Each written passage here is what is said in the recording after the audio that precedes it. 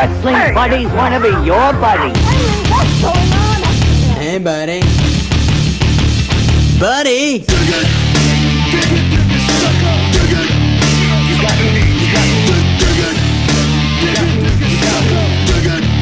You got me mad now.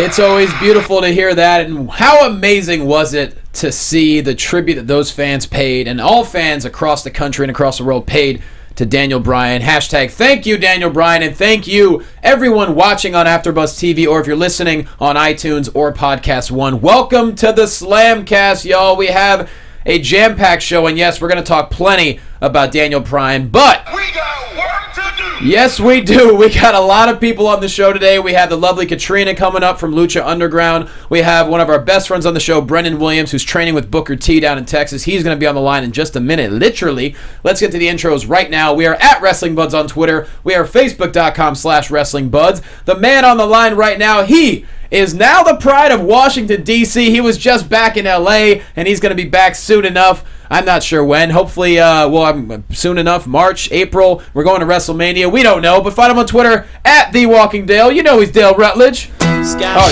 shit. I got a puppy. The chains are off. I got a puppy. I hit the wrong thing. I'm sorry, Dale.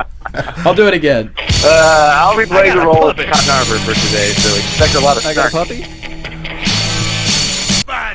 All right, greetings, my friend.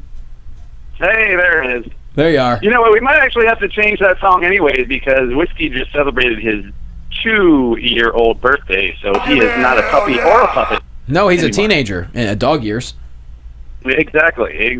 Oh, So boy. we'll work on it. I I'll bet be he's Cotton Harbor for today, though. I bet he's starting to look at at other female dogs and acting like mom. Acting like you're just not cool. Like teenagers do. Yeah, he's got a lot of disrespect on him now. Don't hug me in front of the other dogs at the dog park. Don't drop me off at school, Dad. Yeah, he makes me drop him off at the dog park like a block down. See? Mm-hmm. Oh, man. It's just that age, Dale. It's not your fault. What can you do? Well, the man in studio along with us, he is the host of the Curtain Jerks podcast and the 16 Bits podcast, and you heard 2 seconds of his intro just a few seconds ago. Find him on Twitter at Curtain Jerks. He's Scott Narver. Scott Narver, he's Scott Narver. Curtain Jerk Compadres, always there to save the day. Scott Narver, he's Scott Narver. And I want to send a special shout out to the man who's never going to go in the WWE Hall of Fame, Michael P.S. Hayes, for making that song. You sure he was the one that recorded that song? Of course I'm sure he made that song. Really? Michael P.S. Hayes was a freebird. They made a lot of songs. He came out with his own albums, but of course he came up with that song as well. That is the song that is keeping him out of the WWE Hall of Fame. Little known fact. Why would you say he's not getting in the Hall of Fame? Because he wrote that song, Johnny. But that's a Vince McMahon didn't approve that song? That's a bold statement. It is a bold statement. It sounded like Gold Hendrix to me, man. Doc Hendricks. Yeah. Whatever. It sounded like him. Yeah. Goldie Hendrix. Goldie Hendrix. All right. The other man in studio, he is the pride of TCU and Houston, Texas. Find him on Twitter at crice17. He's Charles Rice. He's a man. What's up, man? You got your gallon of water? You're ready to go. Ready to go, man. Stay hydrated in the studio Trying. today. It's been hot in LA the last couple days. Yes, it is. It's been a little toasty. I will say that. Well, hey, how you doing, number one? I'm doing good. Okay, How good. are you, Johnny? I'm good, man. I'm ready to get the show going. We got so much going on right now. We'll do a couple announcements really quick. Good news, everyone. The blood drive at Children's Hospital this Saturday. Every appointment is now filled. Couldn't be more excited about it. If you are going to be in LA, you still want to donate, just call 323-361-2441, and you could donate on like Thursday or Friday, Monday, Tuesday. They always need blood, and Chuck, you're donating as well. Apparently half the appointments got filled by me. Hey, Dale, Chuck filled 2 appointments to himself, and I texted him, I said, dude, why are you coming at 11 and 12:45? I signed up for 11:15 or so, or 11:45, and then I got like 3 emails like, you're signed up for this slot, this slot. I'm like, what the hell? Whatever. Somebody wants a So lot of he's cookies? going to do it out of the left arm at one time and then out of the right arm at the other time? Hey, you know what? If he's able to pull that off, whew, I will not shame him. That's amazing. I mean, they just must want A lot like of oranges. superhuman babies after this. Is all it is. They Superhuman want, like, babies. baby kids that are like Maybe you're thinking about the babies. exactly. You know? Johnny, what do you do if Gangrel shows up at this blood drive? Oh man, I Is there a don't. contingency plan for this? I don't know because he's gonna want it all. Yeah. That's gonna be an issue. Gangrel takes blood from the kids. Here's the thing, though. He only has one chalice, so That's true. that can only fit so much. Oh, that's all Chuck's blood then. Yeah. Chuck can donate to Gangrel's chalice, Okay. and then the rest. I can will use go. my other appointment for Yes. And then he wastes it. He just like gargles it and then, out it goes. That's just brood. Oh!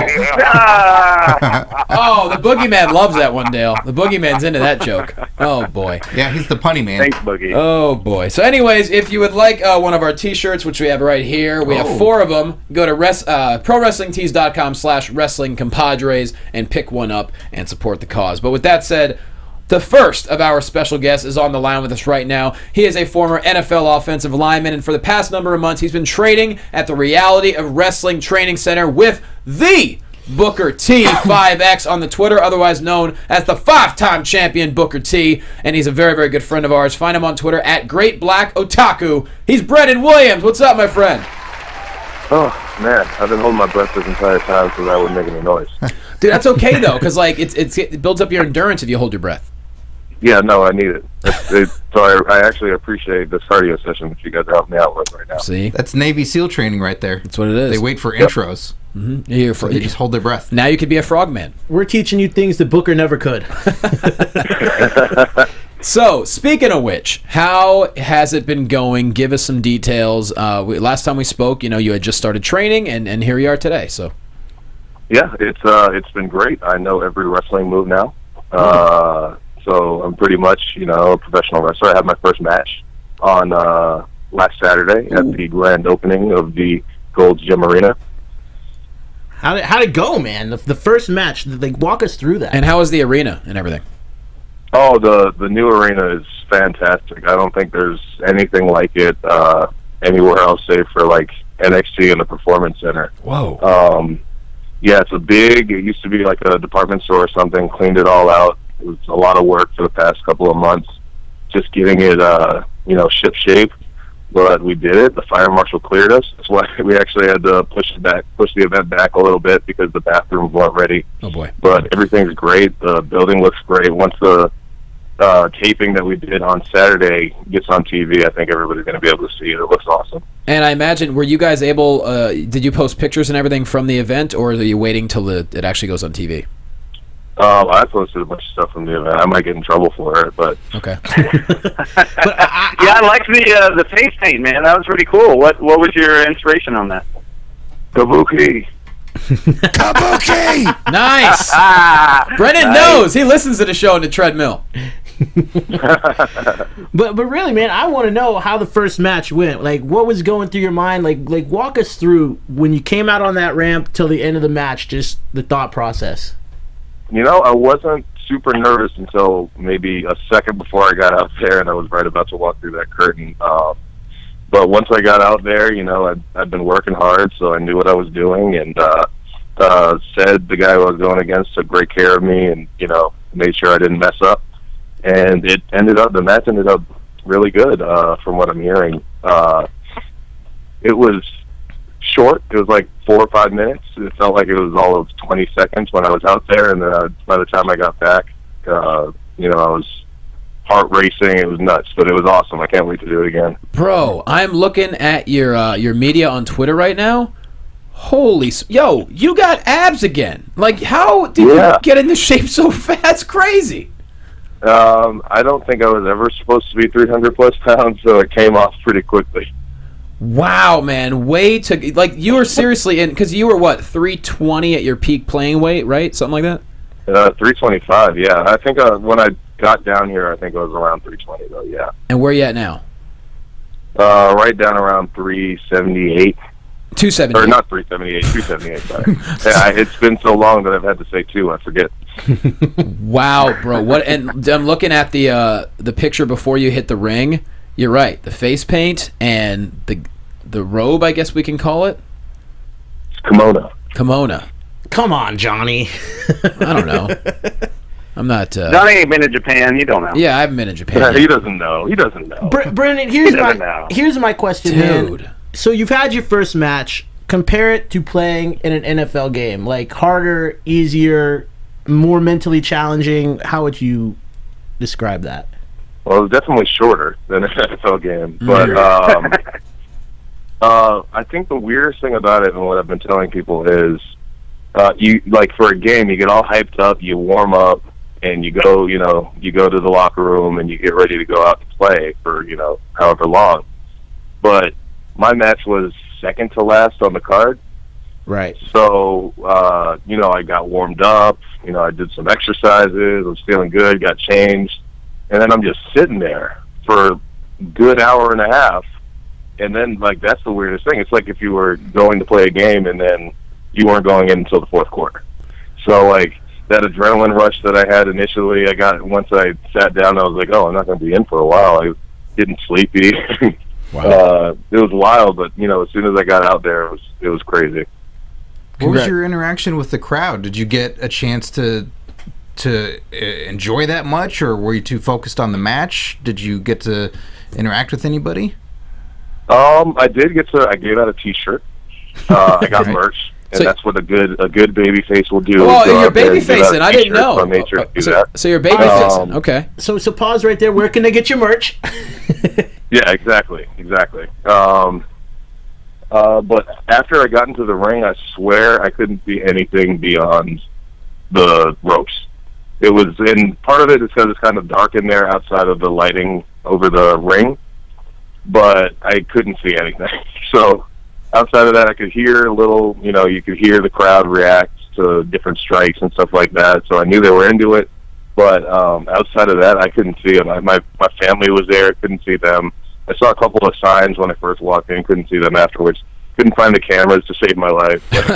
I mean, I feel like this has to be also one of the more anticipated debuts in reality of wrestling in some time. I mean, Brennan, you were a guy who used to come and watch the shows when you were playing for the Texans. So what's it like, I guess, what was your interaction with, the fans afterwards? You know a lot of these people.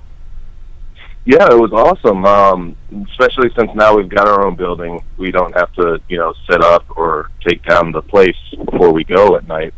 So it was a great opportunity to, right after the show, just went out and, got out there with the ROW universe, took some pictures. Everybody was really into it. It was cool. And I guess that's my biggest worry is, as a football player, I never really, it didn't matter if the fans were into me or not, because that had nothing to do with the show or the game. But I'm a lot more self-conscious now, trying to make sure people are, liking me or feeling me, but everybody seemed into it, so it was pretty cool. And physically, everything's tip-top? Tip-top. Love it. At 35 pounds lighter, my knees feel great, so I can't even complain. And let's be honest, you're at 278. That's probably not the end game. You're probably going to end up being a little bit lighter with all the cardio and stuff you're doing anyway. So, yeah, probably. Now, this is speculation. I'm assuming you have a W and you're currently undefeated. You thought about going out on top? I think you need 2 for it to be a streak, right? So maybe one more match, and then I'll call it quits. Let's hear it. One more match. Well, here's the thing. Before we actually started recording, Chuck had talked about how next time he was in Texas, he was actually going to think about challenging you. So It's true. It's true. Well, we've been talking about this for a long time, so if we need to make it happen, let's make it happen. I mean, Brennan, I want to go back to something you said a moment ago, where you talked about how connecting with the crowd was different. You didn't ever have to prepare for that when you were playing in the NFL. What has it been like working with Booker, who is arguably one of the best characters in wrestling? He's every gimmick he's done it perfectly. So what have you learned from him in that regard of how to become a character? The biggest thing I've ever learned from Booker is just the fact that there are 2 things, really. It's the whole fake it till you make it thing. So, if you mess up and you don't look like you messed up, you didn't mess up. That was huge, and that kind of helped me a lot with because I have no real wrestling, like amateur wrestling background, so I didn't. It took me a while to get like the holds and stuff like that. But on top of that, Booker's really big on focusing on little tiny character things that, you know, the average person wouldn't even recognize you do in the match, but because you do it, that makes you seem like that much bigger of a star, and nobody even knows why. So just little things like facial expression, posture, the way you go from move to move, that kind of stuff. He's really big on making sure that you focus really hard on all that stuff. Keeping the reality of wrestling. There you go. Yeah. We love it. Well, dude, congratulations. We cannot wait to see more. Now, let people know if they want to see reality of wrestling, and obviously you're at Great Black Otaku on Twitter, but where can people find reality of wrestling? Well, if you're in the Houston area, you can find it on the CW in Houston. And then if you go to the Reality of Wrestling YouTube, you'll be able to find the shows. They post them on the Mondays after the Sundays that they air on TV. Oh, that's awesome. So it's easy to watch. My match will probably be up sometime at the end of the month. So check that out when it comes up. Can't wait. That's so smart of them to put it on YouTube for everyone. That's great. Brendan, I got one last question for you. So last night we saw Daniel Bryan come out and announce his retirement, and a lot of it has to do with the fact that he got injured to a point where he couldn't keep doing it. And in many ways, I feel like that's something that happened with you with the NFL career. How does seeing a guy like Daniel Bryan go out like that, how can you relate to that? How did that make you feel? Well, it's definitely, it's tough to, you know, I was watching it last night, and it was like, I had already heard a lot of it because I was at training, so I was watching it on TiVo, and I was like, man, this is, you know, one of the harder things I've had to watch in wrestling in a long time, you know, between that and, like, when Edge announced his retirement and stuff like that, that's immediately what my mind went to. Right. Fortunately for me, and in my situation, I left on my own terms, and I'm healthy, and I can do other things. So I don't necessarily relate to him on that level of, you know, I mean, I don't know what he's going to do after this, and I'm sure he's going to be great at whatever he does afterwards. But physically, I can still, you know, I can still do wrestling and stuff like that. So, but from the standpoint of not being able to do that thing that you did for so long. What did he say last night? That he's been wrestling since he was 18. It's been like 16, 17 years of him wrestling. That I can relate to, and that, you know, when football was done for me, it's like, oh, well, now what?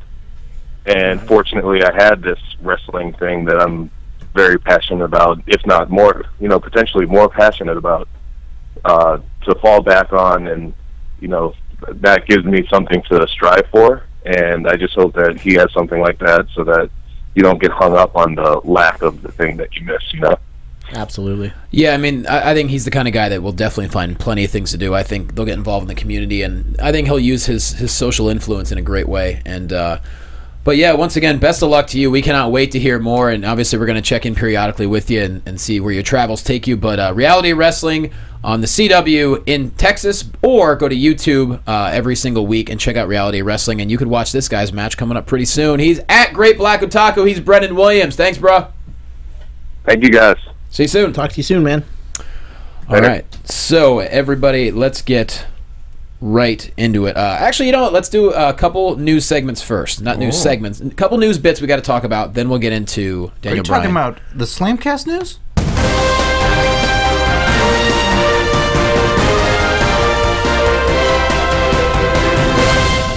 All right, couple Johnny, things. are you talking about the Slamcast news? Oh, God, no. Don't do it. Yes, I was. Just a couple things here. Dale loves that song. That's our live band. I do. I can't believe that you perform it live every week. It's pretty amazing. So, our friend of the show, Awesome Kong, officially released by Impact Wrestling. Wow. So I didn't know that. Stemming from an incident, apparently. I don't know. I had the WTF, by the way, WTF. I had the opportunity to talk with her over the weekend, and you know, for anyone that's reading stuff online, let's just put it this way: there's always two sides to every story. Sure. And I could say I've known Kia for many years, And I had a feeling a lot of what I was reading online was kind of bullshit, and I definitely think that now after talking with her. Mm-hmm. So take But that did the for it. release stem from whatever they Yes. Yes, it did. So it wasn't her choice to leave per se. Because she was kind of close to being finished with wrestling, I thought, anyways. But then she signed a new deal. Yeah, and I'll tell you, she told me she will come on the show in a couple weeks and talk with us. But oh, lovely. Right now, doesn't want to really do any interviews about it, and that's kind of the question everyone's asking her. So sure, hey, that's a hot acquisition out there. Yep, one of the most to use her name, awesome acts out there. Yeah, she's incredible. So, and it's a shame too. And this has been unfortunately kind of a habit of TNA. You know, you have a storyline going, and all of a sudden someone gets released, and just like that, someone Bubba the Love Sponges it. Oh boy, you know what though? Like I'm the first person always. You know this. If TNA's done something stupid, I'm the first person to voice my opinion about it. We know it's the new segment called Chuck. You got me mad you now. got me mad now. But this Chuck time, TNA, Chuck MAD. This time, I think based on this situation, in many ways, TNA's hands were tied. Okay. There's only, regardless of who's right or wrong in the situation, there's only so many ways the scenario can play out, and you have to remember all the people that are involved in this. In other words, someone was demanding that she go. I'm not saying that. Okay, well, whatever. But I'm saying that when you have someone who's married to the champion, yeah, you have to make a decision. When you drop kick a baby, somebody's got to go. I mean, look, bottom line is when you have someone who's your champion and their wife is involved in an incident with someone else, there's a lot invested in someone that's got a title. Okay. Yeah. And so bring your babies to work. That'll keep you safe. Curtain jerks. So, as much as I would like the fact that Matt Hardy is a champion is a whole nother story in my opinion. Dale. Well, I'm not touching that one, Dale.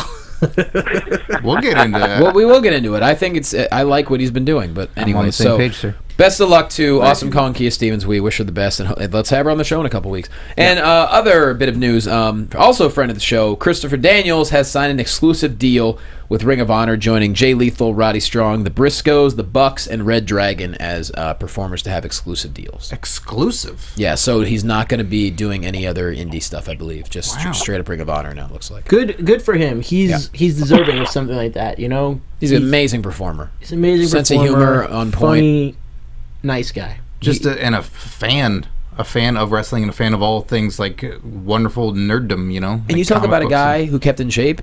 He's not hidden the fact he's in his 40s and he's still doing great. And you know what, like I put him in the same category with guys like AJ. They're good people outside of the business too. He's a family guy. He takes good care of his family. Never hear him getting into trouble. So it's nice that he won't have to be maybe necessarily going and wrestling every weekend just to keep providing for his family. Now he has some sort of exclusive deal. No doubt. So congratulations to him as well. And you know what? That's your Slamcast news. Oh, see this. Well, you show respect for the band, Dale. Let the song finish. Sorry. I know the conductor is in-house, so I apologize. And he's honorary. So before we get into the whole Daniel Bryan stuff like we're going to, yes, can we talk about Daniel Bryan? Oh man, he's in a totally different time zone. It hasn't hit yet. Yeah. But I was gonna say, can we talk about Matt Hardy as champion then? Well, I mean, we were gonna get to that. It's kind of hopping all over the place, but if I feel like we just might as well talk about it since we just brought it up. I've enjoyed the title run so far. I like the fact that they did the heel babyface switch during the match. I thought it was well executed. Not his baby. No, we're not talking his baby. Not Maxwell. Yeah. No, his baby's face is totally fine, by the way. You sure? The hair's a little I like him as champion. Me too. And I for a baby that got kicked in the head, I think it's doing fine. Oh, there you go. I like him as champion too. I like this. I like the character. I like Tyrus the babysitter. I love that. Tyrus is great. I like that he got a haircut. I think he still needs to find the perfect hairdo for him. Jim. Oh. But I like the act. I don't want it to go on all year. I think it's got a short shelf life as champion, but I think it helped catapult EC3 into the spot that he's in now. Like that promo that he gave on Impact. It's funny you say that. When you have a problem problem, do you run away? Yes. Or do you face that son of a bitch head on? No, I run away. You do. I'm not getting on a boat. Get on a boat. I'm getting on an airplane. And I am heading to the UK because, Matt Hardy, I am going to become your shadow. I will revisit each sin you put upon me tenfold. I will bring wrath, fury, and vengeance upon you. Matt Hardy, I am that rider upon a pale horse. I am bringing hell with me. Hell, courtesy of EC3. There you go. Right. I think this only enhances EC3, like you were saying, It Scott. does. Yeah. I think that Dale, go ahead. If this is helping EC3 out, then that's great. But I do not believe anything that Matt Hardy says. I think his mic skills are still subpar at 15 years into the industry. I don't know how he has eluded learning any better mic skills. But he's great in the ring. But I do not believe him as the main champion. I think it's a rough run for them. It's a fair, you're entitled to your opinion. I will say, I think Hang up on the man. Hang up on him. Boo this man. No, I will say this. He's been better on the mic since making the switch. Him and Angle had a fantastic match. So much cheating that was going on. But the twist of fate from the top rope and Matt Hardy came out on top. But him and Angle did put a great match together. So he's fun. Like Matt is fun to watch as a heel. There's just like he's entertaining. Will you stop having indigestion, Dale? You know, Dale, you've always had a problem with Matt Hardy though. So I don't think even if like he came out here and did like the most amazing stuff, and everyone in the wrestling industry was saying if he came out and did the most amazing stuff, then I would change the way that I feel about him. But I think he's been performing at the same level for years. And when he talks about being in Jeff's shadow on TNA this week, it's hard to deny that that's not completely true, even though his wife will tell us otherwise. I do not ever feel like he's not in Jeff's shadow. I love Honorary Dale. This is great. I 100% disagree with you, because when the Hardy Boys started out, they were a tag team who worked cohesively together. So they were, in my mind, at the beginning, equals. I do think Jeff surpassed them at some point, but I don't think you could take away anything from the things that Matt Hardy has done in this industry and the things that he has accomplished. And that's just, history speaks for itself. I like that. That's true. He got that haircut, so that's definitely something. I like that he plays into the perception of the fans. Yeah. That Jeff is always the one that's more exciting. Jeff is the one that girls go crazy for. Jeff is the unusual one, and Matt is the guy had Jeff destroyed. So there you go. So I like that he plays into that persona and doesn't ignore it. He doesn't try and go against the grain of that. I think he could go even further with it on screen. And I would rather have Matt Hardy. It's not a persona. Well, listen. It's not a persona. I would rather have Matt Hardy in his position right now as champion than a very vanilla Drew Galloway. Yes. Yes. Thank you. So yes. I said, we were comparing Matt to Jeff, but I also agree with you on Drew Galloway. Unfortunately, there's a lot of people who don't have a great personality over in TNA. Well, that's why I think this whole thing with EC3, I think it's only going to catapult him, because now we're going to see a different side of EC3, and he's already a star, and he's already put the company on his back. And I think Let me ask you. Yeah, EC3 can do no wrong for me. I definitely feel like like I said at the beginning, if this is helping catapult EC3 to the next level, then great. It's gonna. Now look, you talk about him not having a persona or personality, but and you say that he performs well. Well, there's another guy who, maybe I'm going to go against the popular opinion here, but do you guys remember when AJ Styles was the champion in TNA and he was doing the whole thing with Ric Flair? Mm-hmm. He was terrible in that persona. AJ Styles has never been a guy who's been a fabulous talker on the mic. He's held his own okay. Sure. I think that's part of the reason why WWE has held off on letting him talk really so far. But that's good on them. They're protecting him. Yeah, they're protecting him. Exactly. But to say that, so I think the same point can be made. Matt Hardy might not be the strongest talker, but he is a hell of a wrestler. When you get in the ring with someone like Matt Hardy, you have to step your game up. Like I said, he wouldn't have lasted in this industry this long, gone through some of the pitfalls he's gone through to still come out on top if he didn't have the skill and didn't have the knowledge of the industry to hold his own in it. Look, I'm on board with you. But my grievance has never been his in-ring skill. He's always been amazing in the ring, but once you become champion, you have to be more than great inside the ring. But I think he has stepped his game up, though. I think he has 100%. The post-match speech after he won the title, I was very impressed by. And I think, I think Rebby's been decent on the mic as well as that, just evil, wife behind the man. I'm not a fan of hers so much. Well, I get it, but I'm just saying she's there. Dale, I think you need to talk to the babysitter. Is that Tyrus or who is that? Yeah, that's Tyrus. Right, it's Tyrus. Better be ready Poor, for that. poor Tyrus having to. What is he doing exactly at this point? Hey, he's got a job, he's got a job. And you know what else you can say in Matt Hardy's defense? He's always tried to be good to the wrestling fans. Mm-hmm. He really has, and I think that's part of the reason why he's gotten longevity in his career. Anytime I've ever met him as a fan, super nice guy. gotten to work with him, like that guy, exceptionally carves out time and really makes a moment with you, which. He cares. Not everybody does. Like when we did On Your Mark with him, he was so much fun to work with.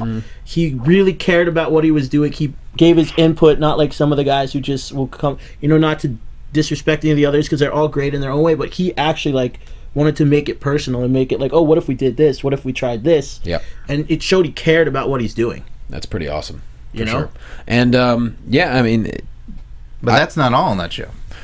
No, of course not. Our buddy Shane Helms was back on the screen, and very interesting. He said, Tigre Uno, I didn't say I was going to be wrestling you. And then he brings out Trevor Lee, and Trevor Lee just wins clean and becomes the new X Division champion. So what is Shane Helms' deal right now? I don't know. He's an agent. He's wrestling. He's an agent, but I just feel like the office is like, well, we got him. We might as well put him on TV. But the fans are a little confused because everyone knows the Hurricane. They know Shane as being like the happy-go-lucky. This current Shane Helms is not that. It's different. So I don't know, but I like seeing Shane on TV. It was very weird to see that Trevor Lee just pop in and bam, just win. But to me, that sets him up for quite a decent title run, and Trevor Lee is very good. So I'm curious about Trevor Lee because Trevor Lee is someone. There's no character package for the guy. There's no setup for him. So he's just a guy. There better be something. He wrestles like he's gigantic, but he's not. I don't know. It's interesting. I like Tigre Uno a lot, but. I don't know. Last we saw him, he was part of Global Force Wrestling, so I think it's a little bit confusing for fans. But either way, I think he's great inside the ring, so it's nice to see him there. But it was an odd intro. Are you trying to insinuate that Global Force Wrestling has been confusing, Dale? Are you trying to say that things on TNA are never not confusing? Get Trevor Lee a green jacket. Shame on you, Dale. Yeah, re-shame him. Shame on you. Wait, are you shaming me or shaming me? Oh. If anything, we should shame you for your Matt Hardy opinion, but Yeah. How dare your opinion be on this show and well thought out, you bastard. Yeah, so sorry about that. You son of a bitch.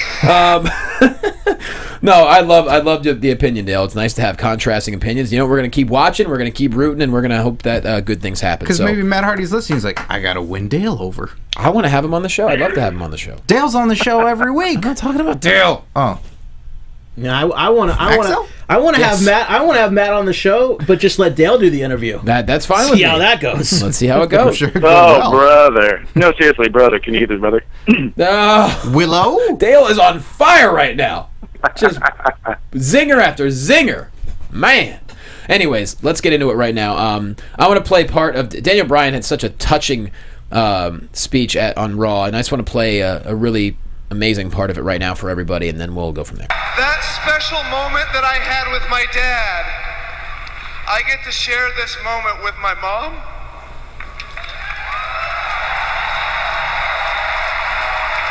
With my sister, with my family, with my friends. I get to share that with them. I get to share it with you. I get to share it with my wife in the back. I get to share it with all these wonderful human beings that I have spent the last 15 years of my life with. I am grateful. Couldn't have said it any better. One word, and that's grateful. Not only is he grateful, but every single fan that has gotten to watch him over the past 15 plus years is also very grateful. I'm going to tell you, when I was watching that speech last night, I was trying really hard not to cry while watching it. I mean, and when he got to that part that you just played about his dad, oh gosh, I cried like a baby. Yeah, we was talking about his dad getting to see him for the final time, and oof. Like for anyone, and I'm sure you know some of our listeners can relate to anyone that has lost a parent that you are close with. Having a moment like that is probably the most awesome moment of his career. Yeah, you know, and God, man, like that gave me chills hearing that. And how great on the WWE. I mean, so many guys come in, don't even get a run anywhere near what Daniel Bryan had, and then also leave very unceremoniously. And for him to, you know, obviously it's been plagued with different difficulties, but to be able to go out like that and go out so classy and just be the exemplary man that he is, it was just so amazing and so touching. I definitely cried also, but it was just a really great send-off, and have the whole crew there at the end, and even Vince. I don't know if you saw the online stuff on the network, but to have Vince and the whole crew doing the yes chant and give him a hug, it was just, everything about it was so top-notch and classy. I was just super impressed by the whole segment. Yeah, I mean, he's an ambassador for the business. He really is. And like you mentioned, he's just always been grateful to wrestle. And the funny thing is, I almost got to work with him. Our very first TV taping for Championship Wrestling 6 years ago, he was actually on the roster, but he got signed, like, I don't know, maybe like a week or two before our first taping. So he was, I didn't know that. Yeah, he was on our initial website as Brian Danielson. He was on the roster, and he was going to do it. And as far as I know, at least, that's what I was told. But then he got signed, and then, you know, obviously the rest is history. I remember the first time I met Daniel Bryan. We were traveling. I was traveling with Homicide and Hernandez at the time. Wow, that's a duo. Yeah, oh, you don't even know. Scott's had the pleasure of meeting Hernandez a few times. Not true. No, actually, you just told me stories about how you guys were shit-talking me. No, that never happened. Yeah, no, that's exactly what happened. I've never met the man. Okay. You met him at the... No, he didn't introduce me. Okay, well, anyway, myself, Hernandez, and Homicide were traveling through the airport, and I want to say it was in Philadelphia. And we ran into Nigel. What? I'm just remembering it. I'm laughing. Like, sorry. I'm about to pull a Cam Newton in here and walk the fuck out. Why? No. He's talking about. I don't know. I don't know the story. You know the story. No, I've just recounted what happened. Like, you remember it differently. I've never met Hernandez, so I'm listening to your story now. Okay, go right ahead. Anyway, go ahead. Don't Cam Newton us. It might happen if y'all keep this up. Dale, you're upset about nothing, so go ahead. Anyway, I remember we were going through the airport, and we ran into Nigel and Daniel Bryan. And obviously, you know, Homicide has a history with both of them. And you could, like, Nigel was, you know, I think he's, as we've always kind of known, he's a little more shy or standoffish, you know. He's shy. Yeah, but Daniel was so excited to see Homicide. Like, you could see the genuine excitement of seeing his friend he hadn't seen in a while. And Homicide introduced me to him, and I've never met him before, but he was genuinely, he felt at least like he was genuinely excited to talk to me, just because Homicide had introduced me as his friend, you know. And he's like, that emotion, it was not fake, it was real, you know. Like, you could tell, a really genuinely nice guy. Yeah, no, he definitely is. I mean, was, you know, Dale, we got to sit down with him at Radio Row, SummerSlam 2014, and you know, how great was that interview? He was just a blast. Oh, we lost Dale? Okay. I guess Dale pulled a Cam Newton. I guess he did. If we can get Dale back on the line, hopefully. He's overwhelmed with emotion. He might be. He needed a minute. But yeah, so you know, we'll bring that up to him when we get back on the line. But yeah, I mean, unfortunately, when you wrestle as long as he has, he mentioned he had 3 concussions in the first 5 months of his career, and that's when a lot of injuries will happen because you don't really know what you're doing yet. That's when mistakes happen. And he's had other concussions over the years, and you know, he's doing the right thing, and WWE was doing the right thing by, you know, not allowing him to go back because obviously he wanted to. But when it comes down to it, you got to think about your future. He's only 34 years old. He's got a lot of life left, and he's done everything he could. What else has he done? What hasn't he done? After WrestleMania 30? You know, I think can't top that. I think one of the things that's really cool too is if you did watch the WWE Network exclusive afterwards where they showed all the guys on the stage, if you notice the two guys that were kind of flanking Vince McMahon for part of it was Kevin Owens and AJ Styles. And I think it's very apropos that those were the two guys next to Vince, because if it weren't for guys like Daniel Bryan and the success he had in the WWE, guys like Kevin Owens, guys like Austin Aries, guys like Sami Zayn, Samoa Joe, AJ Styles, they would not be in WWE. That's exactly what Sami Zayn tweeted. He said, you know, if it wasn't for... And let's not forget, Punk was a huge impact as well. But he said, he's like, without someone like Daniel Bryan, who knows who would have been hired? I don't think half of those... I'm fairly confident to say that most of them wouldn't have. Yeah. And when he got signed, it's not like Daniel Bryan had a huge amount of, like, fanfare, you know, because when it was NXT and everything, when it first came in as the Nexus and all that. But because of his success, they realized, oh my gosh, like, we don't have to necessarily home grow everybody. We could bring in people that already have a fan base that fans care about. And they can thrive here. Exactly. Which he did, you know, and like what Dana Bryan mentioned, all the people embracing him, and they did. They just took to him, and they were relentless about it, which was so wonderful because as a fan, it makes you excited as well that there's a guy that is compelling television that you can't miss, because you can't miss what the crowd's love is going to be for him from week to week, and just seeing the explosion more and more each and every week. And that's what happened. I mean, there's so many amazing matches and moments with Daniel Bryan. I mean, think about the Occupy Raw. You know, I'll never forget WrestleMania 30.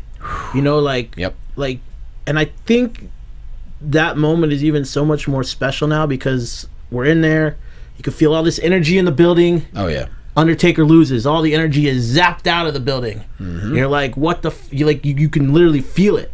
And then Daniel Bryan wins. Superdome went crazy. And all of a sudden, all the energy that they had lost was magnified times 100, like with just happiness. Yep. And that was the first time in my life I could really say I could feel energy. You know? It was it was incredible. What an amazing moment it was. And you know, Connor the Crusher was in the front row with his dad. And just everything about it. Is Dale back on the line? Oh. Dale! Okay. We're going to keep on going. Just have him say hello when he's back on the line. All right, so, yeah, just... I'm proud of him for making the decision to move on. And as my phone drops off my lap. Oh, great, you hit the band. Hey, yo! I did. I hit the band. Yeah, it's... you know... The concussion medicine and concussion studies are still in its infancy. Yeah, I mean, Chris Nowinski's been working on it for a while, but as other people. Go ahead. Well, it's you know, hopefully this stuff is more treatable in the future with medicines they're trying to discover. Because Nowinski had talked about it at great length on Jericho's podcast. Yeah, which I find all this stuff incredibly fascinating, and you know. Who knows, maybe down the line that with studies that they can do on Daniel Bryan and other guys that are having it, that they can help this and treat it better, so that way guys can have a longer career and it's something treatable. But like you said, I'm happy that he's healthy and can leave. Yes. And I mean, I think the WWE has taken a lot of steps to make it less likely for it to happen. But I mean, on the indie circuit, you kind of do whatever you can do to get noticed and pull out all the stops. And I mean, much to like what Daniel Bryan was speaking to on Raw, I mean, a lot of what happened to him on the indie circuit. So you just, you know, it's a hard play. I mean, it happens. I've worked plenty of shows where guys were clearly concussed, and a lot of times they just shake it off and they, you know, move on. Here's what I'd like to know or kind of understand, and I wish someone out there could explain this to me. So if anyone listening knows a little bit more about this situation, by all means, please share it with us. But my understanding of the situation was that Daniel Bryan has been cleared by 3 different doctors prior to this stuff, and then the only doctor that wouldn't clear him was WWE's doctor. So my first natural reaction to that is, why is it that WWE cares more? I guess I'm trying to think of the right way to say this exactly, but it seems that WWE, in this instance especially, cares more about their performers than maybe like the NFL cares about their players, because Daniel Bryan was cleared by the Arizona Cardinals doctor to be able to continue performing. Now, that's supposed to be a guy that's like what does that say about the state of professional sports right now? That's the first question that raises in my mind. Second of all, if Daniel Bryan was cleared by multiple doctors besides the WWE one, what is it that WWE is looking for when they test these people for this stuff? Like, I'm curious just to know from a scientific standpoint. A lot of times it comes down to subjective. Every doctor's different, and every doctor has differing opinions. And so, and plus, wrestling is different from football. I mean, we just obviously talked to Brennan about that, yeah. So, yeah, that's a tough call. But I think that there was like a UCLA doctor, too, that cleared him. And could have been, I don't know. And then the other part of the story that they've heard, and again, it's all most of the time hearsay, but it was that Daniel Bryan asked for his release. WWE would not grant it to him because they say we're going to do the Rey Mysterio rule with him, where it's like, well, you've been injured so long, but you're under contract, so we're going to tack this onto your contract. You can't, we can't give you your release. Yeah, I'm not sure. Because they didn't want him to go wrestle other places, which is fine. That makes perfect sense. But how much my curiosity then just starts to think how much of that influenced him actually retiring. Do you think and then the question becomes, do you think Daniel Bryan will stay retired, or do you think a couple years from now we'll see him wrestle in Japan again, or do like one-off matches? Or to be honest, I and Dale, you can speak to this too, listening to him, I really think he is at peace with it, and I think he realizes he's done everything he wanted to do, and everything professionally that he could do. Yeah, who's done more? He's like going anywhere else would be a downgrade for him at this point. Yeah, you couldn't ask for any better. He's done everything, and I think he's finally at peace with it. And I think maybe Bree talked to him, as well as family. But I think he realizes that the older you get, the more your body doesn't respond as quickly, the more that physical injuries can do damage. And I think he realizes that he could be another concussion away from early onset dementia, or consistent headaches. Like, who knows? And so I think, in my opinion, I think he's at peace with it. Would I love to see him on TV again? Sure. Maybe in an authoritative role, who knows? But Dale, what are your thoughts?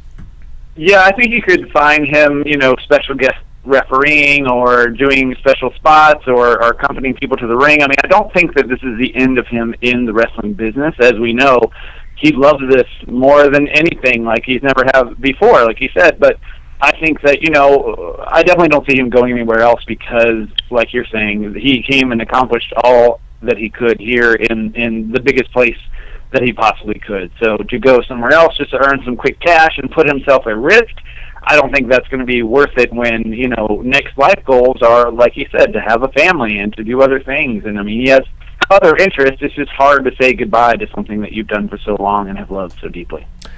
That's well said. Yeah, I think he's okay with it, and I think he is going to be lucky. He's 34 years old. I think the best is yet to come for him. I think him and Bree are going to do amazing things in the community. I think he's going to use his influence in a great way. So with that said, thank you, Daniel Bryan, and we hope to see you again. But I think he's going to relax for a little bit, lay low. Maybe we'll see him at WrestleMania doing something. I don't know. Yeah, do you think he would pop up at WrestleMania 32? Look, I'm sure they're talking to him about the Hall of Fame already. I'm sure they're asking him. That's for sure. Yeah. You got to sell 100,000 tickets. I mean, he's going to be busy for a little bit making Bree say yes. Well, yes, he told us last night. That's something. Give me a hell yeah! All right, so let's get into other stuff here. Ziggler defeats Kevin Owens again, this time by using the rope. So Ziggler going shady to get that W against Kevin, which flipped him out. I don't know. I love this. I like the way it's going. It's weird to see Ziggler win that way, but at the same time, it's weird to see Kevin lose in this way. You do what you got to do, right? That's what, 3 losses in a row for him? Ziggler's 2-0 on him. Right, and he had 2-0. Yeah, I don't think it really harms Kevin Owens though. I mean, he's so over and so, I don't know, just on his own stride that I don't see. Oddly, Ziggler is obviously the senior in this situation, but he could really use this push, and I don't really see it harming Owens at all. So I'm very curious to see where this leads for both of them. And Owens is a guy that makes a loss mean just as much as a win. Yep. Because you remember him and his tirades and flipping out afterwards, and he makes it equally as important to the story. Yep. And this could end up being one of those feuds that doesn't even involve a title. It's just two guys that they're pissed. Bitter rivalry. I would be intrigued if they were to do this, one of those storylines where a guy goes on just like a massive losing streak, because I feel like Kevin Owens can make that interesting. Oh, hell yeah, he can. I mean, he flipped over the announcer's table last night after losing. So, yeah, I'm on board with this. Exciting to see where it goes. I imagine we'll see something at Fastlane. Speaking of Fastlane, we now have a Divas title match. We got Charlotte versus Brie Bella. So, Brie defeats Charlotte last week. All of a sudden, she's number one contender. I'm like, okay. Well, I mean, Johnny, you remember what we were just talking about like 5 minutes ago? Daniel Bryan's rub doesn't seem to be hurting her. Yeah, no, I know. I think it's also putting Becky and Sasha in the background for it, so that way we have more WrestleMania contenders. Because if we were to they still get a match at Fastlane, though. I mean, we're going to have 2 Divas matches at Fastlane. That's pretty impressive. It's going to be a good one. Sasha and Becky taking on Naomi and Tamina, especially after what Naomi did last night, just clocking Sasha. And really, I'm looking forward to that match. It's going to be a good one, I think. Yeah, I think if there was going to be a tag team, I would have picked this to go on, and I love the dysfunction between the other side. So, I mean, to see Naomi and Tamina work together, I don't know. Tamina had a great match on Raw. I was very impressed by her. A lot of times, I'm not always on board with Tamina, but I thought she was looking good, and with Naomi in her corner, I think this could be a really great match. Yeah. Did you watch the same match as the rest of everybody watching Raw on Monday night? Which one? Talking about Tamina's match? Yeah, she was terrible. Oh, well, I mean, she was terrible. Well, it's cut out of Hulu, so I didn't see it. You always love Divas matches, so I'm surprised to hear you say that. So, anyways, is Charlotte versus Brie Bella? Obviously, we could say Charlotte's going to go into WrestleMania as the champion. The question is, how are they going to figure this out? Are we going to see a match with a whole bunch of women going for the title, or is it going to be? It's going to be hard to have one main feud when we got Sasha has claim to it, Becky has claim to it, Naomi has claim. You know what I would love to see? I would love to see a Divas Battle Royal with the final 2 becoming a one-on-one match for the title. So Charlotte's not in the Battle Royal. They're all in it. They're all in it. Charlotte's in it. They're all in it. They all battle. Why would Charlotte be in a Battle Royal if she's the champion? The final 2. So it's like the Rumble. Like the Rumble this year, but with the Divas. The final 2. What if becomes a one-on-one match where it doesn't matter if you get thrown or whatever, it becomes then a pinfall win. What if, I mean, we did this at Championship Wrestling a few months back. What if you have a Battle Royal, Charlotte watches, and then whoever wins the Battle Royal is automatically at an automatic disadvantage. They have to face Charlotte immediately. That way every diva gets involved, and then you still have a one-on-one match. Works for me too. Yeah, could be a 4-way, could be a 5-way, but I like them establishing top contenders. You know, I love Alicia, I love a lot of the other gals, but maybe they'll be involved in other matches. But when they do the entire roster against one or something like that, it's like I get it. They're trying to get everybody on the show, but if they have a couple top contenders for that belt, I think that'd still be an exciting match too. Which they do. I mean, Dale, Sasha and Becky and Naomi have all made incredibly strong cases over the last number of weeks, and now, of course, Brie Bella's in the title picture. Yeah, absolutely. I mean, I'm very curious to see what they do with it. I don't know that they'll make room for 2 women's matches on a WrestleMania card. Mm-hmm. I mean, I like where your guys' heads is at, but I just find that very unlikely. But it is hard. I mean, there's so many people who deserve to be there, and you don't want a super crowded match. It's hard to figure out where they're going to go with this, but I like that there are so many prospects that could actually rival it. Well, if it is the Divas Revolution, when better than WrestleMania to show it? So maybe we could see something different this year. And Paige is still not involved, so I'm not quite sure where that's going, where Lana's pretty much nowhere to be found currently. So... True. She's busy wedding dress shopping. I guess so. Yeah. Could be. It's weird because right before Lana's injury, we were hearing a lot of rumors about her training and, getting in the ring. And now, ever since she's been back, there's been a weird air about her being there. And lots of rumors are flying, of course, but I don't know what has soured on Lana, unless it's some backstage politics that are preventing her from being in the ring. I mean, she was part of a major storyline where, she had broken up with Rusev and they were no longer together. And that was like a major storyline on TV. And then she's going and like tweeting out and posting pictures of her and Rusev getting engaged and wedding dress shopping. I mean, it's rumors or not, it's pretty simple to see why someone's pissed at her backstage. Yeah. You can't tell an effective story like that. A lot can happen. Well, that was a TMZ situation, though, and I know that the rumor was that she had sent the photo to TMZ, but that seems very odd for someone to do. So.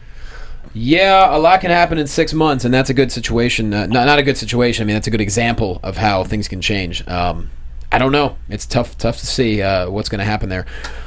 But Y2J turned Ms. TV into the highlight reel. I can't possibly look stupid. I'm not Sheamus. Yeah. Miz had some strong words. Thank you, Johnny, for getting that. You're very welcome. Let's even take it back from there. SmackDown had a bunch of stuff involving AJ and Miz and Jericho. A huge segment. Like, SmackDown is becoming a relevant show again, which I love it, and as do you. And yes, because I host AB AfterBuzz TV SmackDown here. There you go. And they set the match. Jericho set the match for him and Styles to be on SmackDown a week out, which is great. I thought, oh, it's going to be Raw or it's going to be Fastlane. No, they made it for that show, so that's going to be the main event of SmackDown. That's a must-see. As it should be. Now, and I know last week we sung the Miz's praises. Yes. But I think we need to do it again because he carried that segment last night. Yeah. Or he carried the segment on Raw. Sorry when you're listening. I mean, Jericho was there too, but at the same time, but Miz flipping out. But, I mean, I think Miz outshined Jericho there. And also, round of applause to the stage, the ring crew for setting up the highlight reel so quick. They dropped that Geritron, whatever, 9,000. And Mrs. Celebrity Dennis. Yeah. For getting them teeth knocked out. Ooh, that looked... Which is even more awesome. Everything's going so well with AJ Styles that incident makes him even more legit. Yeah, but that must have sucked, though. That was a great video, too, of the tooth flying, and they highlighted it. And Dale, you just got braces. I mean, imagine you felt that pain when you saw that replay. It's interesting. I mean, they say that he lost a tooth, but it looks like he lost, like a, what do you call it, like a veneer. Yeah, the veneer got knocked off. He still had off. teeth there when he showed the picture, but I agree absolutely that something that you can't really plan is totally helping AJ with his validity. So I'm curious to see, is this going to like a triple threat with Jericho, Miz, and AJ, or where they're going with it? But I want to see big things for AJ, and I want to see him in a really great spot for WrestleMania. Taking bets with you guys now. How long do you think that match goes on SmackDown until the Miz interferes? 25. Think it goes 25 minutes till the Miz interferes? I mean, I'm including entrances and all that, but I think it's like a 25-minute segment. No, but I'm saying when you get into the match on SmackDown, they're both in the ring, Jericho, AJ. How long till Miz comes out? You're gonna go 3 minutes, 5 minutes, 10 minutes. I'm gonna guess that Miz will be on commentary, and then we get like a 25-minute match, and then Miz interrupts, and then leading to a match at Fastlane, perhaps. Could be. I don't think they're gonna give us that long of a match on SmackDown, but maybe, maybe could be. Roman Reigns gets a lot of time. Sure, you got to imagine it's got to be something at Fastlane, because right now, well, we got a couple matches set up. We obviously have the number one contenders match. We got the tag team match with the women, and we also have the Divas Championship. Other than that, I can't think of... Dale, do you know? Those are the three matches I know of. Those are the official ones. I think we're going to get a triple threat for the tag match. I mean, after the Dudleys kind of did a weird turn there on the Usos, I think there's got to be something brewing between those three Those damn teams for the title. Dudleys. Yeah. You got to know something's up when they win a match. That was... Testify. That was a cool moment. I like seeing the Dudleys with the Usos. And here's a cheap plug for Reality of Wrestling. If you go back and watch all their old stuff, back when it was PWA or whatever they were calling it, the Dudleys used to come in all the time and work with Booker's students and bring their own students. This was when Jesse Neal was still there, and it was what was that guy, Ryan something, that got signed to WWE. But Usos came through, right? Yeah, but the Usos and the Dudleys used to work together a lot down there. Booker's promotion, so it's kind of cool to see. And lastly, Titus O'Neil was defeated by The Radical Mongoose. Yeah! I mean, those social outcasts just pulling off an upset victory. I love that dynamic between him and Curtis Axel. Oh, it's funny. And Titus must have threw him like 19 times during the match, but then he gets the roll-up. Oh, my gosh. Did you see that Chris Jericho was wearing a Social Outcast T-shirt at the ramp when they were saying goodbye to Daniel Bryan? Hey, so if I I had thought that one, was pretty great. I'd wear it. Sounds like somebody got a podcast interview that night. Hey, Heyo. Kevin Owens. My favorite was Kevin Owens in a New Day T-shirt. That was my personal How favorite. about that? But I have a question from Raw, Johnny. Yes. What is up with the Wyatt family right now? Destroying everyone. They destroyed a new Ryback with his new digs. They took out Kane. They took out new duds. They're taking out big dudes. So Big Show, Kane, and now Ryback. I still feel like this is leading to a Brock Lesnar situation. I feel like they're like validating the fact that they can do something like that, like take out Brock. I still have to feel like that's where they're heading with this program. See, I would think it's going to lead to a 4-on-4. See, I was thinking that, but I think long term this might also be setting up. Now, Kane was involved in it a bit. Yep. I think they're trying to set up. Apparently, Vince McMahon's very high on Braun Strowman or whatever. Do you think this could be leading? He's a tall man. They've talked. This is stuff that's being floated around. Him versus Undertaker. For WrestleMania. I remember hearing that rumor a long while back. My guess is it's Brock versus the Wyatt family, all of them. I think it's Brock and Bray, but I think they could both have backup at ringside, I guess. But I don't know. But how would you guys feel if Braun Strowman was in a match with the Undertaker at WrestleMania? I think that's a silly gamble for 100,000 seats. I don't think that's going to happen at all. Yeah, you're right. I think that's a horrible idea. Well, I do too. I think it could be a match or something at some point, but for that gamble of the attraction of the Undertaker and trying to sell 100,000 seats and then putting all that pressure on Braun Strowman, and he hasn't been around. deliver? Like he hasn't had enough time for people to invest in him one way or the other. Yeah, this isn't 2006. Look, I agree. Like I'm just throwing it out there because that has been talked about.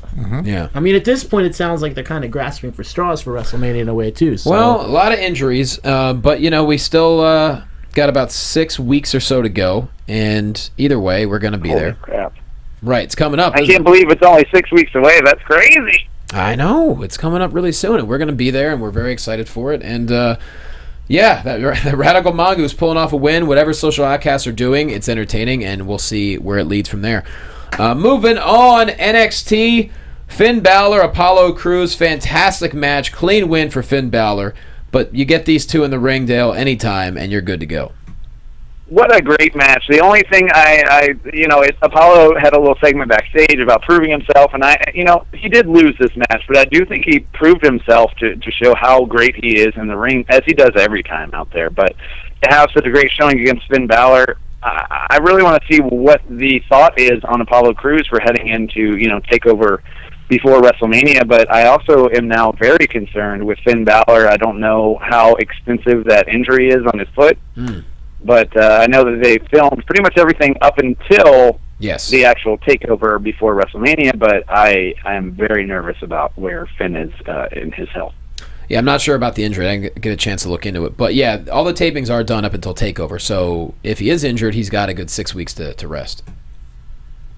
So I just hope that's enough. He's wearing a boot or whatever. So that could be out. He could be out of that before TakeOver, right? I'm not the physical therapist, but it all depends. I don't know what the injury is. I don't think they've actually disclosed what that injury is. I think they're kind of keeping it mum right now. So it was really good to see Santana Garrett against Asuka.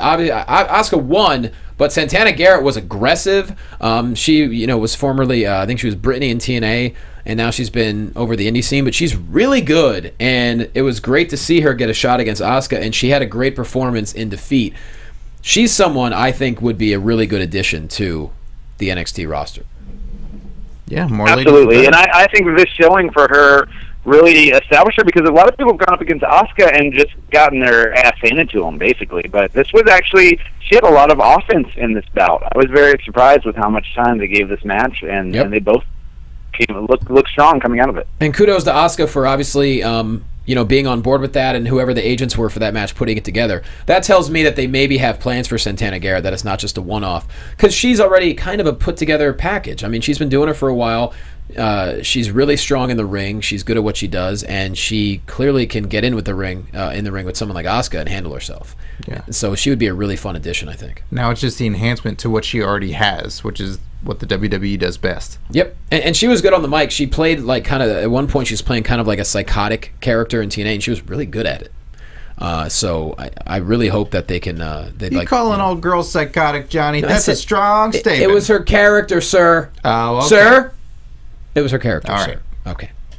Don't you dare put words in my mouth. Don't want you to ruin your Plenty of Fish profile, buddy. Well, how'd you know I was on Plenty of Fish? I'm just kidding. Why I oughta. Carmella defeats Emma, so she is marching towards her number one. She is the number one contender to Bayley. I hope Carmella loses that match, and I hope she loses it only so that they can put her and Enzo, Big Cass on the main roster. You would think it's going to happen. They've been traveling with them. Oh yeah. That's going to be a tag team that's going to be money when they get up there. Yeah. Triple H and Dean Ambrose already stole his catchphrase. They've been calling Brock soft. They've been pronouncing it a little bit differently. It stole his thunder. Yeah, well, let's not worry about that right now, Scott. I'm not worried about it at all. Okay, good. Let's hope they get up there. Because we're all fans. Any other word about NXT, my friend Dale? I would still like to see them capture the tag titles at NXT before they move up to the main roster. There you go. I agree with that. And lastly, before we get to the interview with the lovely Catrina, we got some Lucha Underground episode dose of the new season. Johnny Mundo kill shot. That was fantastic. The trash talking afterwards between Cage and then Mil Muertes sitting up on his throne with a broken arm. You can't ask for a better way to start off an episode. Absolutely not. I love how ominous he is sitting up there, and I think this is a great role for him, and Lucha Underground can basically do no wrong in my book, and I can't wait to see tonight's episode as well. And how about this? We have a video package for PJ Black. Really awesome. He's the Darewolf. And then he debuts against the Mac, and Mac wins with a stunner. Yeah, I was shocked. But in a way, I think it's pretty great when you have somebody. You always expect people to win on their debut, so it's kind of cool to play the other side of that. But I was definitely shocked that PJ Black didn't pick up this win. But good on Willie Mack. Yeah, I like the breaking of the formula. The structure of so it's his debut, so he wins, and Willie Mack is the guy that gets beat, and sets the tone of this is a different place. You got to step your game up. Just because you were someone in another company doesn't mean you're something here now. Like what they're doing with AJ Styles, same sort of thing, where your past doesn't matter here. This is a different place. Yeah, no doubt about that. And then, of course, to close out the episode, Prince Puma, Pentagon Jr. defeat the Disciples of Death.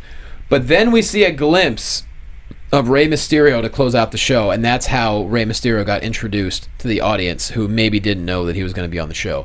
And leave it to Lucha Underground to have a really great cliffhanger for next episode. And speaking of cliffhangers, they just announced that there will be a season 3, so I'm excited to see how they're able to kind of use that information for season 2 and see how, if they're able to connect between the two or what all happens. But it's a great time to be a Lucha Underground fan. And they say they're going to film it in 2016, so we'll see. Season 3, debut of Danielo Braiano.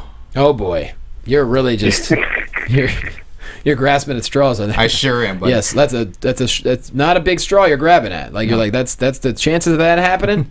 Very small. But I like your creativity. Thank you. I enjoy your creativity. But with that said, any closing thoughts on Lucha Underground, gentlemen? I want to know if Dale asked Catrina about her winking at me at Ultima Lucha. Oh boy. I asked her off air, and she said she actually had a loose contact. I'll take it. You better not let ODB know other women are winking at you. Oh boy. I wouldn't. No, I don't want to get my head ripped off. You sure? I'm sure. Okay. Well, with that said, it's time. We got work to do. Yes, we do. We really hope you enjoyed this interview with the lovely Catrina. Find her on Twitter at Carly Leilani. And she was a really fun interview, and she just crushes it every single week on Lucha Underground. So it was a pleasure to have her on the show. So with that said, enjoy our interview. All right, guys, welcome to the show. One of the most intriguing, most calculating, and certainly most beautiful women on television at the moment, Lucha Underground's own Catrina, a.k.a. Carly Perez. Welcome to the show. Thank you, guys. Thank you for having me. Yeah, no, it's glad to have you. First of all, congrats on the second season of Lucha Underground. I mean, it seems like a lot has changed since we last saw everyone. How are you enjoying your new role as leader and matchmaker of the temple? Oh, I love it. I love, season 2 is, I mean, you guys are just getting the start of it. Obviously, we're literally just starting up. So season 2 is definitely raised the bar, and I love starting off, Catrina as boss woman. It's definitely a great honor. And it's also a really great time as far as women go in Lucha Underground. Obviously, last year there were only a few, but it seems like they're adding a few more this year, and so that's got to be a good feeling as well. Yes, it is. It's about quality, not quantity, with this program, and the way that they run things and the storyline, everything they do. It's not about having a million people. It's the quality of people and utilizing each person in the way that they should be utilized, and not leaving anybody out. And they are adding a few women, but not a ton. The roster that's there is great, and everybody brings something different to the table. Yeah, you say it perfectly. Their casting is fantastic. Yeah, and it's not the typical, which is what I like. I mean, as from like a fan standpoint, I think it's been awesome to see. They don't really draw the line at women wrestle women, and men versus men. They do a lot of mixed wrestling, and I really enjoy that aspect of it. Do you think that that's advantageous, or does it come with any disadvantages? I think it's great. I mean, they've picked the right type of women. The small group that we have are badasses. I think it's really it's great to have. No one else is doing it, so why wouldn't we do it? I mean, everything you see on television and film, every superhero, DC, Marvel, Gotham, all these badass shows that are out, the women are riding with the men, so why wouldn't we be it? It's the same thing. So, and I love that Robert Rodriguez puts, women on a pedestal, and everything he's ever made is he has a dam. He has the woman that's in charge, and she's right there with the men, and why wouldn't this be any different, for Lucha Underground? I know in the wrestling side, it hasn't been, done, and some people look down on it. It's entertainment, and women have grown so much in society and can bring just as much to the table as men, and we work just as hard. So why wouldn't we be in there with them? And let's be honest, your character is arguably the most powerful on the show right now. It's pretty great. Yeah, I love it. I'm very I'm blessed that they saw that in me and that they handed that to me and let me kind of run with it. Well, last season brought us a ton of crazy moments for Lucha Underground. Well, for wrestling and TV in general, really. What are some standout moments for you so far? From last season or just in general? Just in general. Because I can't get, obviously, there's some crazy moments for season 2. Like I said, I think we raised the bar, and I'm like, wow, I can't wait for people to see this, Nice. Yeah, I'm excited for it to all unwind. Johnny and I are going to be there for the filming of the finale coming up this weekend. Oh, great. Oh, that's going to be crazy, too. I'm looking forward to that.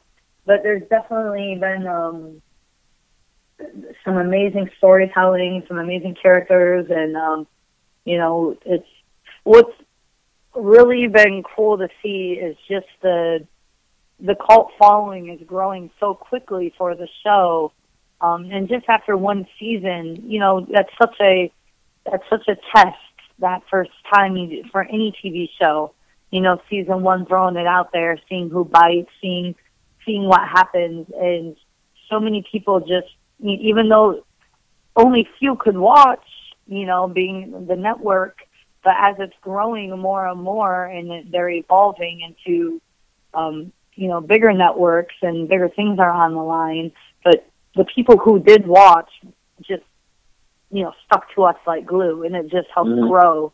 And it's been amazing watching that from season 1 to season 2, and just how many people are excited for it. Well, it's amazing to piggyback off of that, and I know Dale can speak to this as well. We know so many people, both individually, that don't necessarily watch wrestling, but have come up to us and say, "Hey, have you seen this Lucha Underground? It is just really awesome television." We're like, "Yeah, it is." Yeah, I mean, you're getting, what I try to tell people, what fans, what they get confused about is, it has wrestling in it, but our producers and directors are some of the top in Hollywood, and they don't know anything about the wrestling industry. They know about entertainment, they know about TV, they know about writing, and then they brought in people from the wrestling industry to make this into a TV series that happens to have wrestling in it. So that's the concept that kind of changed compared to, other programs that are out there right now that are wrestling. It's so cool that people who don't like wrestling or weren't into it before or haven't been fans since they were kids, maybe, I don't know. We have such a huge following as it is. Now that they love this, wrestling's got such a good pool of entertainment of people, but now this is like bringing a whole new ballgame to it. And it's never been done before, and I'm very proud to be part of that. And speaking to your character, how much input do you get to give on Catrina? A lot, and I'm so happy. Nice, yeah. They allowed me to be me. I mean, if it wasn't for Chris and the writing team and the producers to trust me, it wouldn't be the same.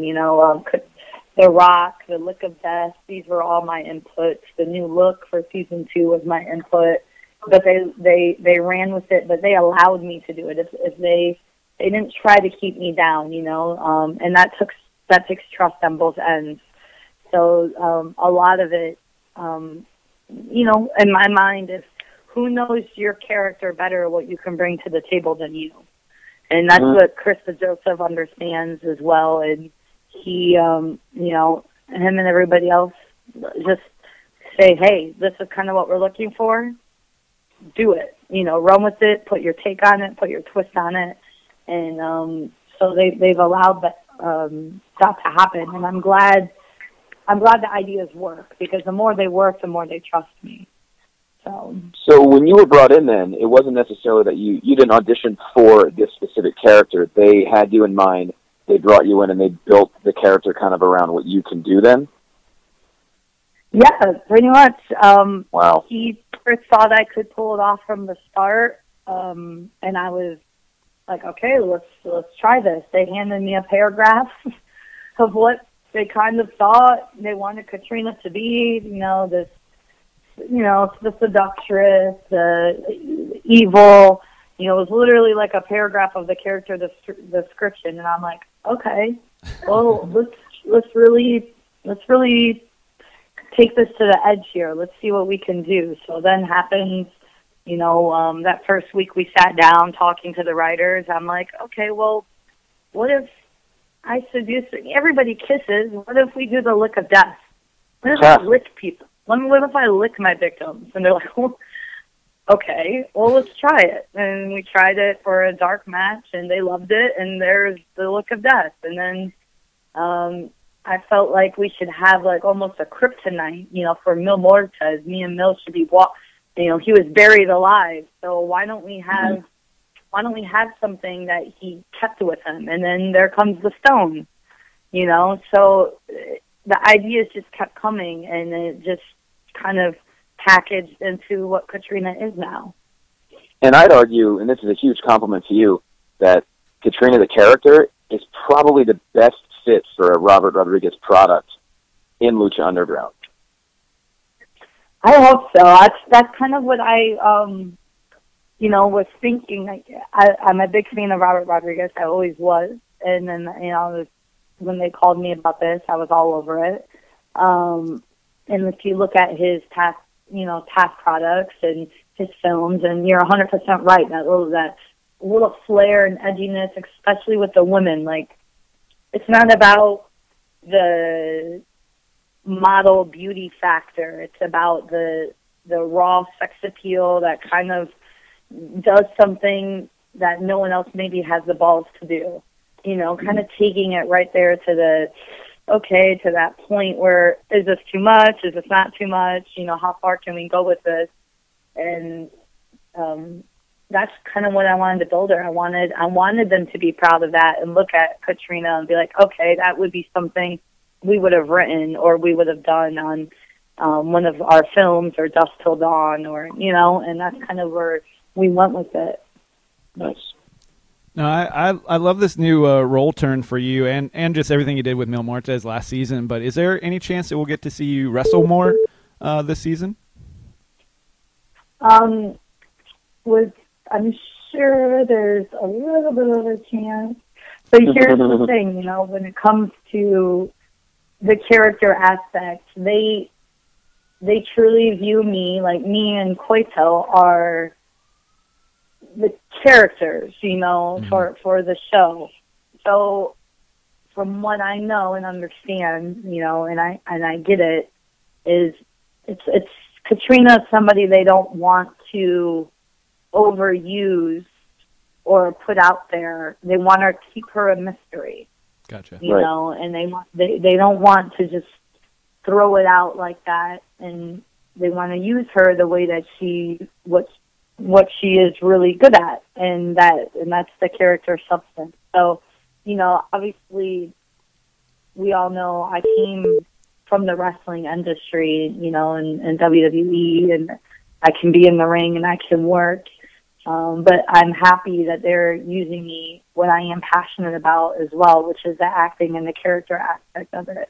And I agree with them with not overdoing something. That's one thing about this product, is they're not going to do something just to do it.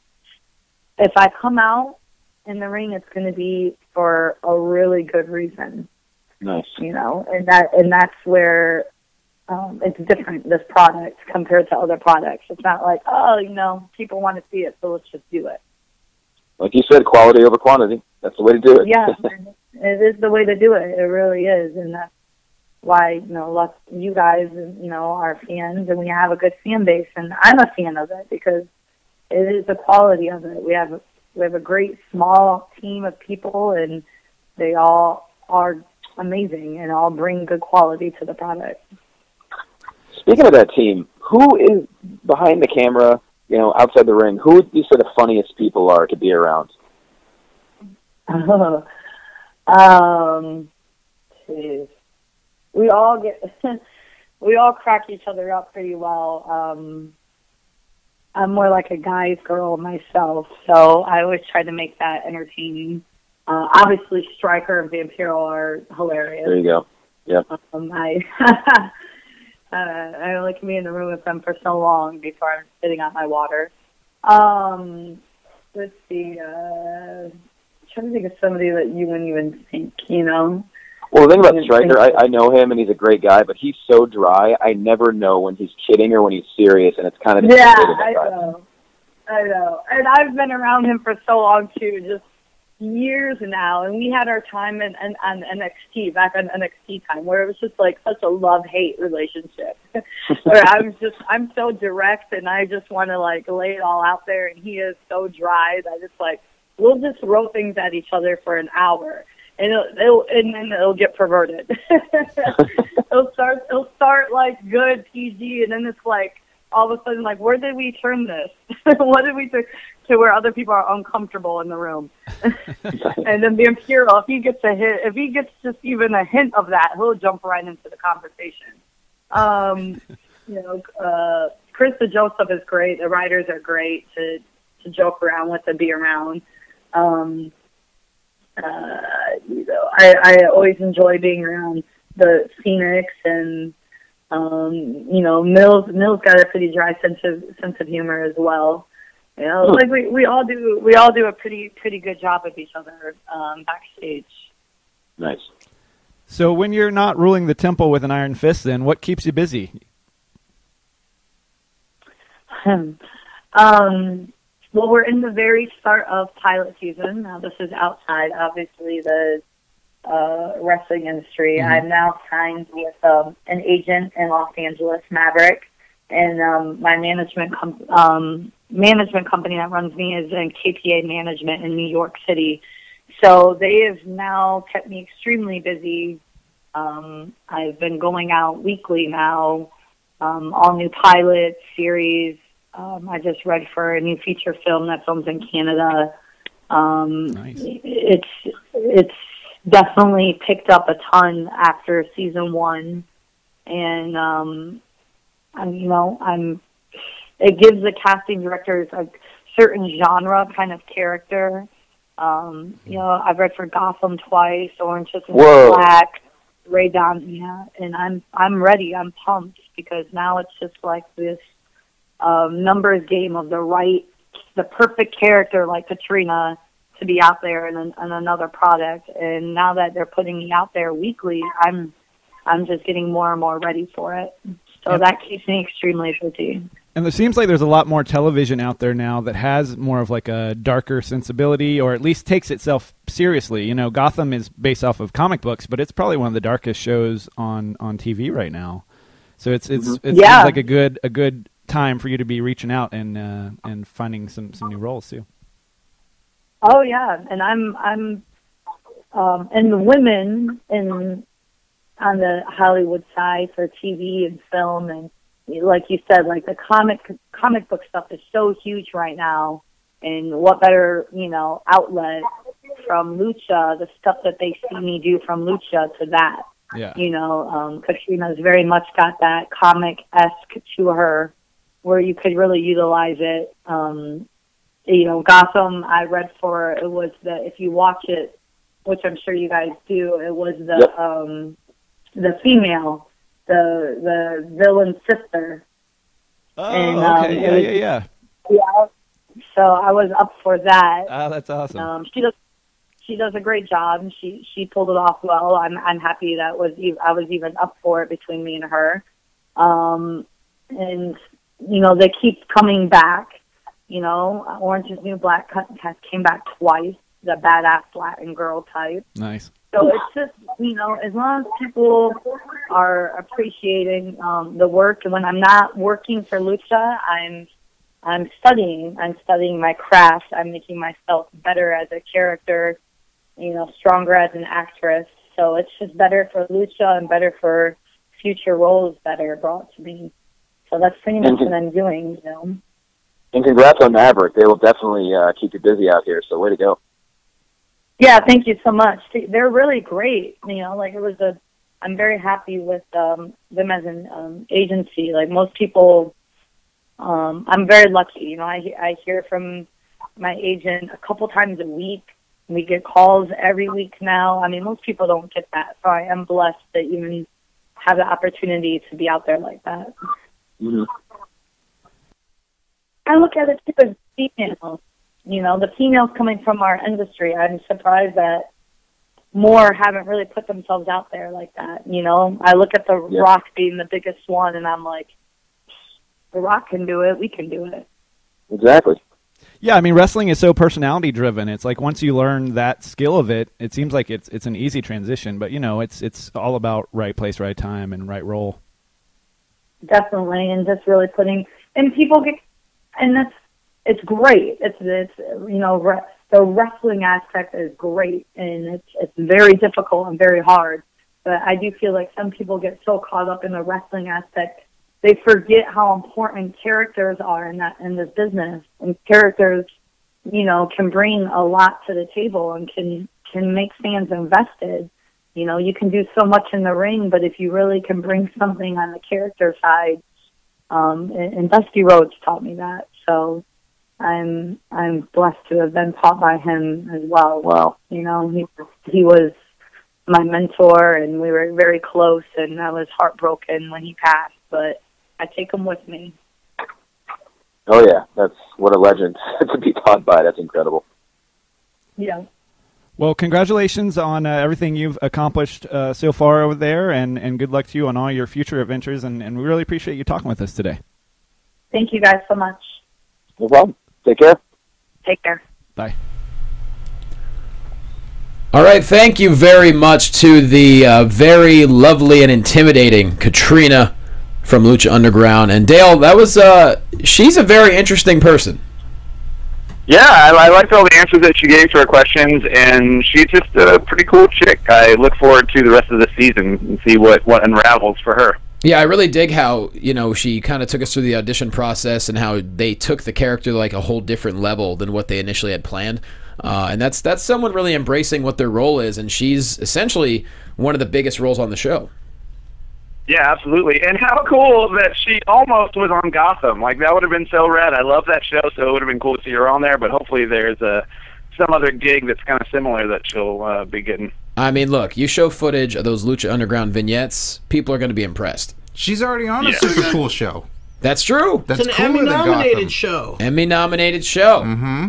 We're down with that. I think she's on a better show than Gotham. That's what I say. Well, I don't know about all that. I do when it's Lucha Underground. I've never heard you speak like that. Your voice that was very like. You turned on? Was that Eric Young or who was that? Yeah. Are you the host of Extreme Catch? I had poutine yesterday. Oh, you had fries and gravy with cheese curds. Cheese curds, yes. Where'd you have that? Where did you go to? Canada. You went to Canada yesterday? Mm-hmm. Wow, you are just a world traveler. But really, did you go to the place in Hollywood? Sal's Poutineery? Yeah, that one. It's a chain in Canada that has now come here. And there were worms in it. I think I believe you. And then in order to get your poutine, you had to smash a clock over your head. That's right. Wow, you really get stuff done. Mm-hmm. And here you are today with us. Guys, my spine hurts a lot, too. Oh, from? From Boogeyman dancing. Oh, he was dancing on your back? Mm-hmm. Well, but in some cultures, though, that's actually like a massage. Some cultures. Yeah. Others not. But so Boogeyman did not necessarily help your back. No, it was a sign of disrespect. Sign of disrespect. All right, what a show it's been. I mean, we paid tribute to Daniel Bryan. We talked about everything leading up the road to Fastlane. We had Catrina on the show. We talked Lucha. We talked Impact. We talked NXT. We had Brennan. Brennan, I mean, this is a jam-packed show. We really hope you all enjoyed it. Before we put ourselves over, guys, if you can, spread the word about our show. We're always trying to grow. Thanks to Renee Young last week being amazing and retweeting us. We had so many more listeners. We have a lot more Twitter followers. We want to do this every single week, and we need you. We need your help. So please spread the word about our Twitter at WrestlingBuds, our Facebook page, facebook.com/WrestlingBuds, and just throw our link around, whether it's Podcast One or iTunes. We appreciate you. With that said, Dale Rutledge, why don't you put yourself over? You can find me making some delicious recipes on YouTube.com. Dishing on movies. You can also find me on Twitter and Instagram at The Walking Dale. Happy New Year! All right, Scott Narver. You can follow me on Twitter at Curtain Jerks, and you can listen to my comedy wrestling podcast, Curtain Jerks, available on iTunes and SoundCloud. Last week, you guys, exclusive interview with Max L. Hardy. Hell yeah! Oh, Max L. Hardy. That's right, the baby. Matt's baby. No, you did not interview. Yeah, we talked to Max L. Life on the road is pretty tough for that baby. The baby's like 6 months old, is he not? Yeah, it's an exclusive, Johnny. Oh, just don't get mad at me. I'm trying to help. I'm trying to figure it out. It's my job to ask the questions. Yeah, well, questions are answered. You interviewed a 6-month-old baby. That's right. It was like the best interview ever, too, probably. I bet. It was pretty great. I can't wait. Is that up already? Yeah, that's up already. I'm really iTunes and SoundCloud, Curtain Jerks. It's there for you. I'm gonna have to listen to it. It's there for you. Go get it. Just like poutine in Canada. Yeah, get that too. Chuck Rice, put yourself over. You can find me on Twitter at crice17. You can find me on Instagram at Chuck Rice. I'm actually going to start trying to get better about using my Instagram because Dale called me out on it the other day. Heyo.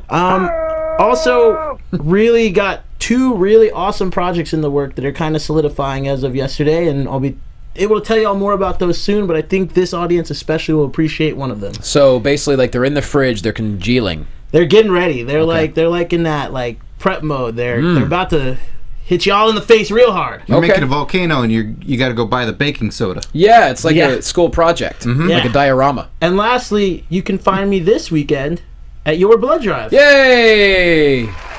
Yes, like we said earlier on the show, every appointment is now filled. But if you want to come down and donate on another day, call 323-361-2441 and donate at Children's Hospital. Or wherever you live, there's a major hospital that needs your blood. So go find it and donate and help someone out. And apparently, hey, I just want to give a shout out to Johnny for actually conducting that interview with Catrina while giving blood. No, actually, I was giving platelets, which is it's a more difficult endeavor. But thank you, Dale. I forgot is that about what you were doing? Dude. I just knew that somebody was all up in your veins. Yeah, no, when you give platelets, it takes about an hour and 20 to an hour and 30 minutes, and there's a machine next to you. I don't like looking at it when it's happening, but like they take your platelets and your blood, then they put the blood back in your body. So it feels weird. It feels like there's something. It feels weird as hell. Yeah, it feels like there's always something pumping in your arm, and so I had the phone in my right hand, and my left arm was non-existent, and I tried my best. So wait, you gave blood and then it took it back? Either way, that is dedication, Johnny. Thanks, buddy. Well, hey, I don't want to miss the interview, and you scheduled it because you're the man, and so I am the man. I want to make sure we got it done. Well, I'm glad she's giving Mil Muertes your blood. Right? Mm-hmm. I donated to her through the phone. That's what it was. All right, guys. Like I said, at Wrestling Buds on Twitter. I am at Jay Quasto. And once again, thank you to everyone who's been helping promote the blood drive on social media and just creating awareness about how important it is to give blood. So we really appreciate that. Otherwise, I got nothing crazy. Go to jlocomedy.com for show dates. Championship Wrestling from Hollywood taping this Sunday, February 14th in Port Hueneme. If you're in Southern California, go see us. With that said, hashtag thank you, Daniel Bryan, and thank you all. See you next week.